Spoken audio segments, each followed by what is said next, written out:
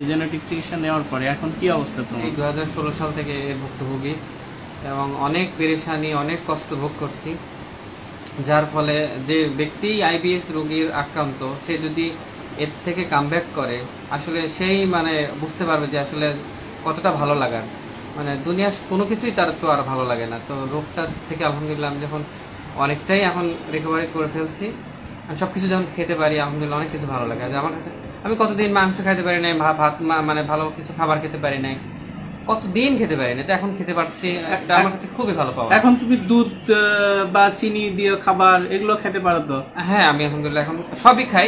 তুমি নিয়ম আগে তো খেতেই পারতাম না, কোনো কিছুই খেতে পারতাম না।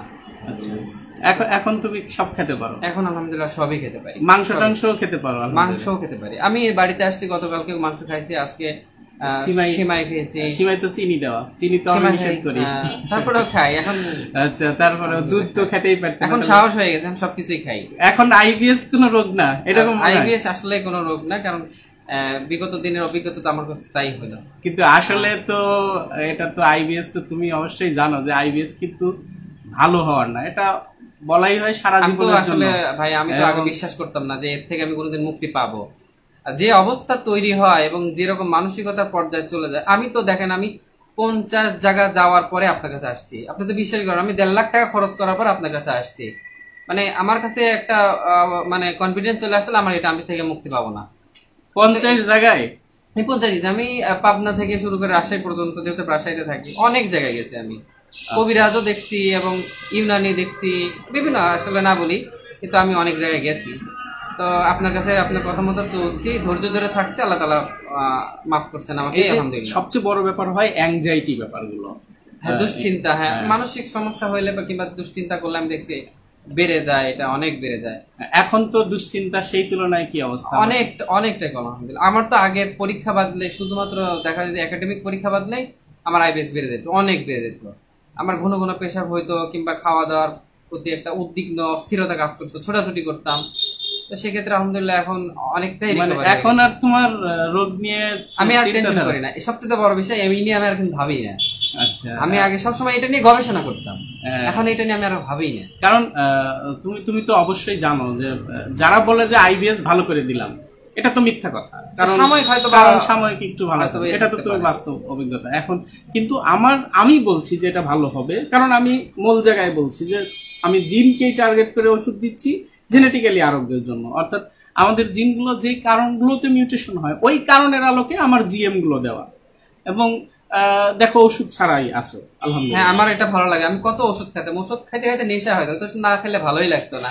আচ্ছা, আমি এখন কোনো ওষুধই খাই না। দেখেন, আপনি বলছিলেন আমার কিন্তু জ্বর আসছিল, আমি 10 দিনের মতো থাকছি, আপনি বলছেন তবু আমি কিন্তু ওষুধ খাই নাই। এই তেল ইউজ করছি, কিংবা আপনার ভিটামিন সি জাতীয় যে খাবারগুলো খাইতে বলছে, ওটাতেই ভালো হয়ে গেছে। ওষুধ ছাড়া থাকতে পারতেছি, চলতেছি। আমার একটা ইচ্ছা আছে, আমি আল্লাহ যতদিন বাঁচা রাখে আমি ওষুধ ছাড়া চলবো, যাতে এখন ওই ভেজালের যুগে যাতে আমি আমার শরীরটাকে ভালো রাখতে পারি, ওষুধ ছাড়া যত আমি ভালো থাকতে পারি। তার মানে তুমি তো এটা বিশ্বাস করো যে জিন যদি ঠিক না থাকে, ঠিক না হয়, যতটা ঠিক হবে তাহলে ততটা অনিয়ম মাঝে মধ্যে হলেও সমস্যা নাই, আর না হলে অনিয়ম একটু হলেই কিন্তু। আর অনিয়ম কি, নিয়ম মানেই কি ভালো থাকা যায়? ভালো থাকা যায়?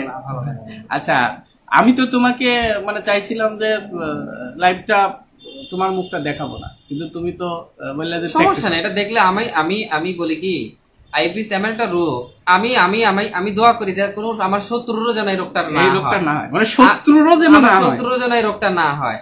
তো এই আইবিএস রোগীরা যে যা বলে ভাই তাই শোনে, এরা এতটাই কষ্টের মধ্যে থাকে। তা আমি চাই আমার কোনো ভাই যদি সে সমস্যার মধ্যে থাকে, আমি চাই সে তার অন্য কিছু হইলে আইবিএস যাতে না হয়, সে ভালো থাকুক। আমার দ্বারা যদি সে উপকার হয়, কিংবা আপনার দ্বারা যদি উপকারটা হয়, এই রোগ থেকে যদি কেউ উপকার লাভ করে, আমার বিশ্বাস সে আপনার জন্য সারা জীবন সে দোয়া করবে। না, এটা তো আমাদের আমি আইবিএস রোগীদের এইভাবেই মেন্টালিটিতে একরকম এরকম দেখি যে তারা যখন এটা তো পাগলের মতো থাকে, যে যা বলে তাই শোনে। কারণ এতটাই অস্থিরতার মধ্যে থাকে, আর যখন কিছুই খেতে পারে না, একটা মানুষ যখন কিছুই খেতে পারে না, তার তো দুনিয়াতে আর কোনো অনেক সময় তাকে বাঁচারই ইচ্ছা করে না, কোনো কিছুই খেতে পারে না, তার চলবে কি? বা একটা দাওয়াত খেতে পারে না, একটা খাবার কোনো ভালো একটা রান্না হলে বাড়িতে খেতে পারে না।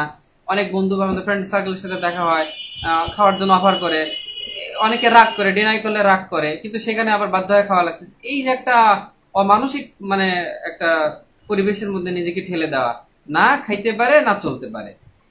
আচ্ছা, তুমি তো আমার মানে আগের থেকেই আমাকে চিনো, এবং তুমি তো আমার জেনেটিক চিকিৎসা শুরু আগে থেকেই জানো। তাহলে তুমি এই যে জেনেটিক চিকিৎসা আর ওই আগের চিকিৎসাগুলো যা আমি যেটা করেছি বা অন্যরা যা করে, সেটার মধ্যে নিশ্চয় পার্থক্য বুঝতে পারতেছো যে আমি যেটা বলতেছি? হ্যাঁ, অবশ্যই পার্থক্য আছে। কারণ আমি যখন আপনার ওই চিকিৎসাটা আপনি প্রথমে দিয়েছিলেন, আমি কিন্তু ওটা স্থায়ী হয়নি। আমার কিন্তু তখন ওজন 58 কেজি হয়েছিল, কিন্তু ওটা আমি হচ্ছে কন্টিনিউ করতে পারিনি, আবার যেমন তেমনই হয়ে গেছি। পরবর্তীতে জেনেটিক চিকিৎসার থেকে আমি মোটামুটি আলহামদুলিল্লাহ এখন একটা স্থিতিশীলের একটা দিকে আসছি। এবং তুমি শুধু আইবিএস না, তোমার যে মূল জায়গা আরো অনেক, এবং শারীরিক ছাড়াও মানসিক যেই ব্যাপারগুলো, সামাজিক যেই ব্যাপারগুলো, এইগুলোর চেঞ্জ, এনার্জেটিক লেভেলের যে চেঞ্জ, এইটা আগে আসতে হবে। এবং এটা তুমি তো দেখতে পাচ্ছ সব দিক থেকে।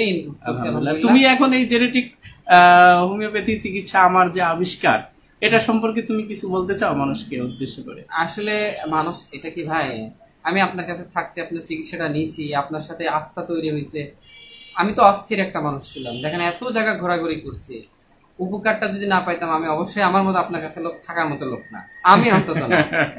তো আপনার কাছে থাকছি, উপকারটা পাইছি, এবং আপনার আমি বাস্তবিক লাইফে এটা ধীরে ধীরে যখন করলেন দেখলাম, তো আমারও কিন্তু প্রথমে বিশ্বাস ছিল না, আমার মনে হয় এরকমই হবে। এখন ভালো লাগতো বিদায় লেগেছিলাম। এখন তুমি কিছু মাস পরে যায়, এখন কিন্তু তুমি বুঝতে পারছো, এখন বছর যাওয়ার পরে তুমি বুঝতে পারতেছো আসলে বাস্তবতা কি।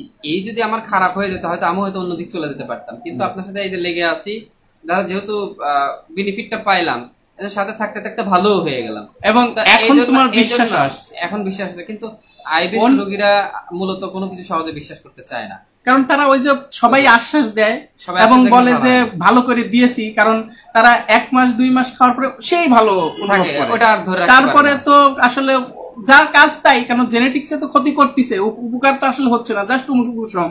কিন্তু আমার চিকিৎসাটা এখানে কিন্তু একটু ব্যতিক্রম। প্রথম দিকে একটু ভালো লাগার পরে প্রতিক্রিয়া হবে, শরীরে রোগগুলোর বিরুদ্ধে প্রতিরোধ করে ইমিউনিটিটা শক্তিশালী হতে হবে, জিনগুলো, মিউটেড জিনগুলো আস্তে আস্তে আস্তে ঠিক হতে হবে। মানে একটা যে ব্যাপার, যে যত দিন যাবে, কয়েক মাস যাওয়ার পর থেকে যত দিন যাবে তত আপডেট যে হয়, সেটা একটা প্রমাণ। আসলে কি, আসলে আমি যদি সত্যি আমার কাছে আশেপাশে যদি কোনো রোগী পাই এরকম ধরে, আমার কাছে মন চায়, আসতে চায় না, কিন্তু কেউ বিশ্বাস করানো কঠিন, কিন্তু মন চায় যে তারে আমি জোর করে নিয়ে আসি, ভাই যে তোমার এতদিন নষ্ট হয়েছে, 6 মাস নষ্ট হয়েছে, বছর বছর নষ্ট হয়ে যাচ্ছে, তুমি 3টা মাস ধৈর্য ধরে মনে করো এই মাসটাও নষ্ট হলো 3, এই মনে করে তুমি চিকিৎসা নিয়ে দেখো, যদি ভালো না হয় তারপরে হয়তো বা যে বলে যে ভালো না। কিন্তু আমার কাছে মনে হয় যে চিকিৎসাটা মানুষের নেওয়া উচিত, কারণ শুধু আইবিএস দিয়েই না, এই জেনেটিক চিকিৎসাগুলো সে সব দিক দিয়ে সে ভালো থাকবে। এখনকার যে diabetes, high pressure, blood pressure কিংবা বিভিন্ন ধরনের সমস্যা আছে, সব দিক থেকে একটা মানুষ ভালো থাকবে। শুধু আমি যে আইবিএস এর কারণে আপনার চিকিৎসা নিচ্ছে তা নয়, আমার ইচ্ছা আমি ওষুধবিহীন লাইফ লিড করব। খাবারের সাথে যে আমার মনের একটা সম্পর্ক আছে, জিনের যে একটা কানেকশন আছে, সেটা কি তুমি এখন? আমি আগে যেমন যে আপনার এত মিষ্টি খাইতাম দোকানে, আমি রাজশাহীতে থাকছি, এমন কোন দোকান নেই যে আমি মিষ্টি খাই না, আশপাশে যতগুলো দোকান আছে আমি 1 পোয়া কি হাফ কেজি 3 পোয়া মিষ্টি একসাথে খেয়ে ফেলি।